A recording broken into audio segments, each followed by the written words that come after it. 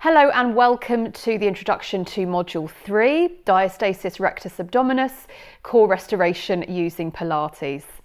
This module may be taken on its own in isolation, or you may wish to take it as part of the full Pilates in Female Pelvic Health course and qualification. This module is a combination of theoretical presentations and practical workshops, along with case studies and informal assessments that will really enhance your learning and development of practice when it comes to diastasis. This is a condition which a lot of, particularly the postnatal population, are presenting with. And it's a condition that a lot of women are very concerned about. There's a lot more information available online about diastasis these days, but it's a little bit unclear as to how women should be exercising, what exercises could be detrimental to their recovery. And so I think we're perfectly placed as Pilates teachers to really be able to assist these women in appropriate and safe exercise to help them get on top of this problem.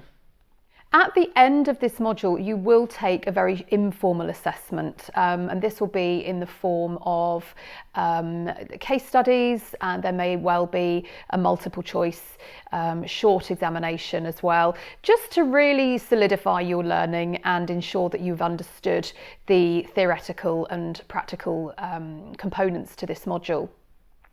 So just looking at the module content, what are we going to cover during this module? So we'll be really looking very deeply into the anatomy of Diastasis Recti Abdominis, what causes it, who does it affect, what are its contributors, what could make it worse. Really important to have a really firm understanding of the condition. And then we'll be looking at the presentations and the signs and symptoms that come along with this condition. What may a woman be reporting if she comes to see you on a one-to-one? Or what are the things that we should be looking for in a class environment that may indicate that a lady has this condition? And perhaps making us think a little bit more about our exercise programming with regards to this population. So the first practical workshop of this module will be looking at how to thoroughly assess a lady for a diastasis. Sometimes it's quite obvious when a lady presents to you, you'll think something's not quite right, and it's quite an obvious presentation. Sometimes it's not so obvious, and it does take a little bit more of a more detailed hands-on examination. So the assessment may not always be possible for some of your clients, particularly if they come and see you in a class setting, but it's a really useful tool for you to have in your toolbox, so that if you were to see a client on a one-to-one, or if they were to come and see you for a pre-assessment before they attend any of your sessions, then you can really go into a lot of depth in terms of having a good look at this lady and offering them advice about whether they may or may not have a diastasis. So then we'll be going on to look at how diastasis links with pelvic health dysfunction. How does it affect the core? How may it affect movement and stability? And how these factors may then ultimately impact on the pelvic floor. We'll also be looking heavily into what the research evidence has to say about diastasis and exercise, but obviously more specifically in relation to Pilates, and whether the evidence is pointing to the fact that Pilates is a positive approach in managing ladies with this problem, or perhaps at times it could be detrimental. So we'll be looking at the research behind why we're doing what we're doing.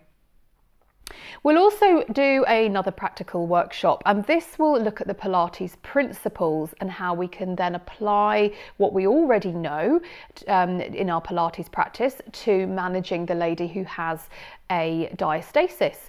So we'll be looking at the impacts of positioning and breathing and pressure management and posture on the core, and what are our considerations when we're looking at our Pilates principles, and how these might differ in the lady who has a diastasis in comparison with somebody who wouldn't or doesn't have a diastasis. So then we'll be going on to look at exercise programming. So obviously really important that once we have a firm foundation in anatomy and presentation and what to look for and how to assess, obviously we then need to put that into our practice. And how are we going to deliver exercises to this population? So we'll be looking at examples, case studies and exercise progression, different repertoire that may or may not be suitable for this client population.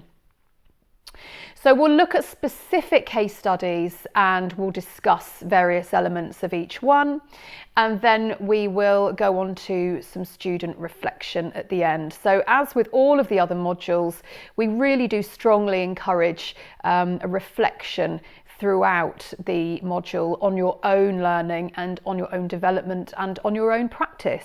So it's a really useful task to do, to assess where you are at the beginning and then where you want to be by the end, and then you can almost make a plan and come up with some steps that you could then think about taking to get to where you want to be by the end. So student reflection is strongly encouraged throughout. We will be including an appendices at the end of the module with all relevant resources and references that have been included throughout the slide presentations and discussions. So just looking at the module aims, so we really want to further your development and your understanding and really enhance your knowledge about this condition. As mentioned, it's a condition that a lot of women are very concerned about, postnatally particularly, but it's not a condition that a lot of exercise professionals know how to manage safely and appropriately. So not only do we want to enhance your knowledge about the anatomy and the causes and contributors to the condition, but we also want to enhance your ability to be able to program exercise in a safe and efficient way. But whilst doing that, also recognise your limitations in your own practice and when you need to be thinking about referring ladies with diastasis on to other health professionals, such as women's health physiotherapists. By the end of the module, you should have more confidence in recognising if a woman has diastasis, assessing them from a hands-on point of view if you are a little bit worried or if they come to see you on a one-to-one. And you should feel confident in your assessment skills for this condition by the end of this module. You should also feel confident in your exercise programming. So where you're going to start, how you may want to progress, what are the things to look for as you are progressing, and what exercises perhaps you should be avoiding with this client population. So by the end of this module, you should feel that you have a firm understanding of this condition and you feel confident to manage a lady in a Pilates approach who has a diastasis, and you should feel like you have a really competent toolbox of assessment and exercise strategies that you can then immediately take forward and put into your practice. So I'm really excited to be delivering this module because it's a condition where we can really make a big difference to ladies from a Pilates point of view. I'm really excited to have you join me soon, and I will see you then.